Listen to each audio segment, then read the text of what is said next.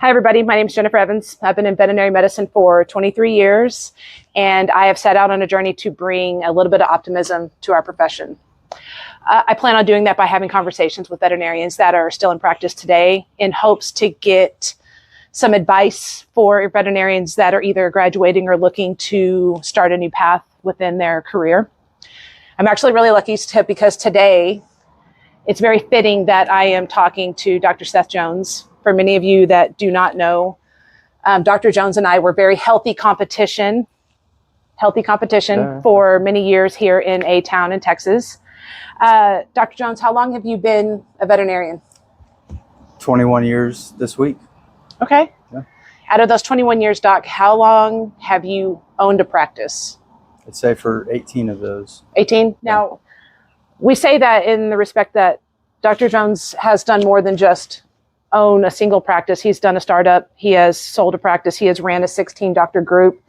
He has a large amount of experience in veterinary medicine altogether, and I admire him greatly. So, Doc, if you were to say 3 pieces of advice for a veterinarian looking to start their own practice, what do you think your 3 pieces of advice would be?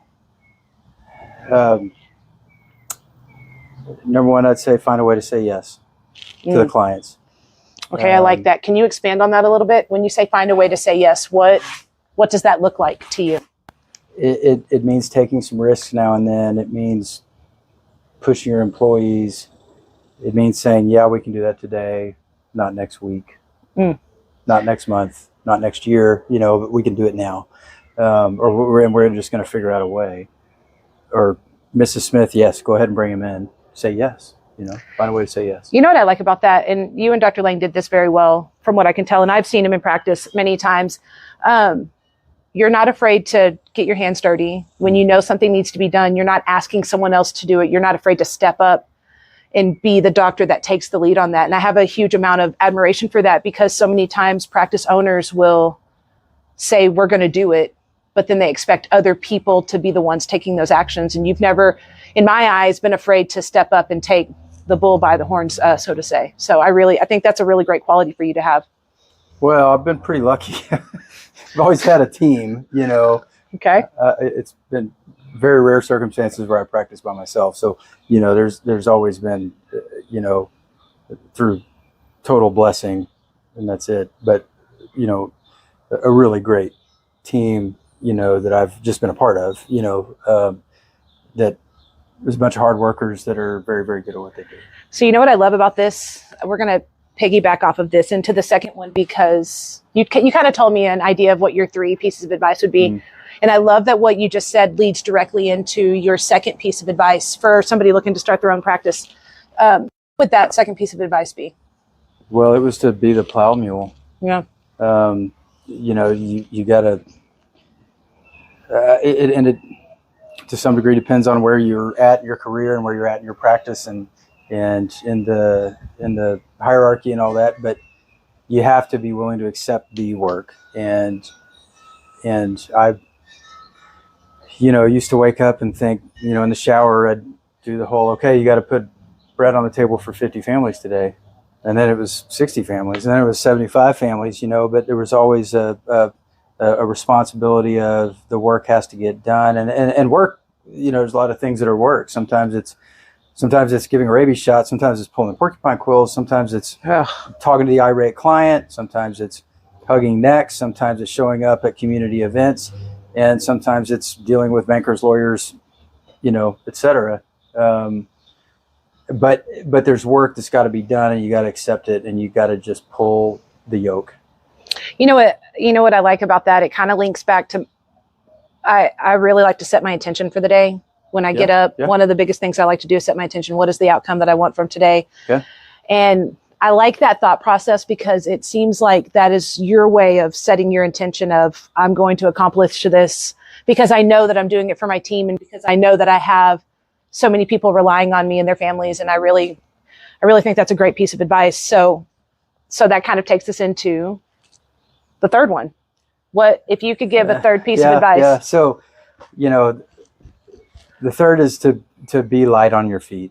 And and you asked me specifically about practice ownership, but I think it applies everywhere. Like, you've got to be adaptable, and you've got to be able to change, shift gears, whatever it is, whether it's, the stock market crash 2008, whether it's, a new clinic moving in 2011, whether it's 2010, December 2010.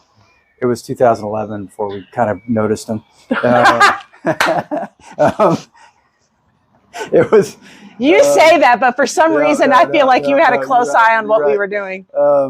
Then, then there's the internet pharmacies, and how do you double down and COVID, beat that? There's COVID, and long haul COVID, all that mess, angry clients, all that kind of stuff. And we moved in the middle of COVID to a big new building. Gorgeous facility in the middle of Bernie, Texas. You've got to be light on your feet and willing to shift gears and figure out how to change things up.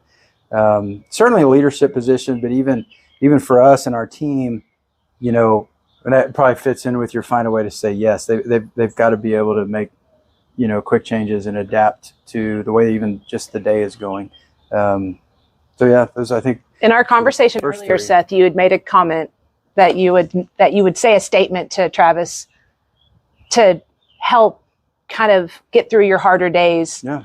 Can you tell me what that statement was? Because I think that is such an important, the way that you said it and the way that it, again, goes back to your intention of how you're running your practice. I just think it speaks loudly for that. Do you remember what you said? Well, so it's show up, work hard, and smile, and I think that probably encompasses half of what we talked about so far, but Will Rogers said the world is run by those who show up, and you got to show up, and if you smile, it permeates. It helps with your all the way down and all the way up as far as that goes. Right. Being happy about what you're doing and embracing kind of the goodness of what we do. It's pretty easy to get bogged down and think, okay, one more bad client, one more bad review, one more bad outcome, because those things all happen. They happen, to everybody, and they probably happen more if you're willing to take chances and stick your neck out there.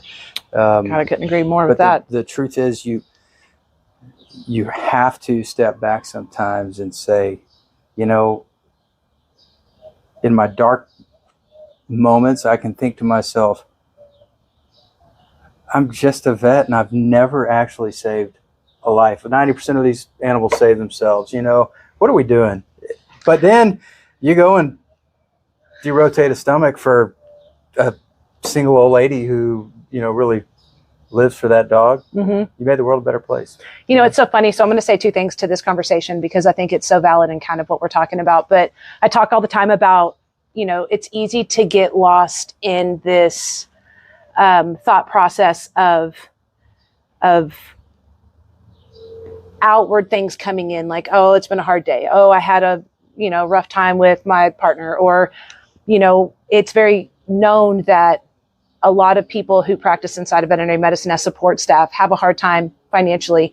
And we never seem to remember those moments when that feels the hardest. What we seem to remember is the dog that we saved from parvo, or the puppy that we didn't think that was going to make it overnight that you came in and saw their tail wag. Like, those are the moments that make the massive difference. And to be able to be a part of that, I think, is so valuable for anybody within the walls of veterinary medicine. And I think that's what speaks the loudest to us, and then I think the second thing that goes along with what you said, which is funny, but part of what inspired these kind of conversations is that I was able to go into a lot of veterinary hospitals, and I was able to ask a lot of veterinarians 3 pieces of advice that they would give to a graduating veterinarian.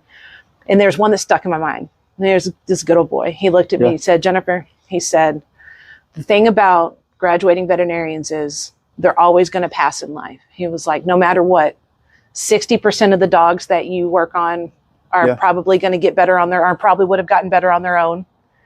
30% you're going to actually save, and 10% aren't going to make it. He said, so no matter what, they're going to pass in life. What it comes down to is how you treat the people. Yeah. And I was like, man, that's an incredible piece of advice, because it rings so true. It really comes down to how you treat the people, which I think allowed for us to have such healthy competition between us because we all had the same purpose, which was to save some animals and to treat the clients like they matter, because they do. And so it caused for a pretty interesting race, a lot. And I'm grateful I got to be a part of that journey. So yeah, that was fun. Yeah, it was fun. All right. Well, I appreciate this time that we've had today, and I thank you so much for being a part of this. Absolutely. All right. Absolutely. Deal. Good luck.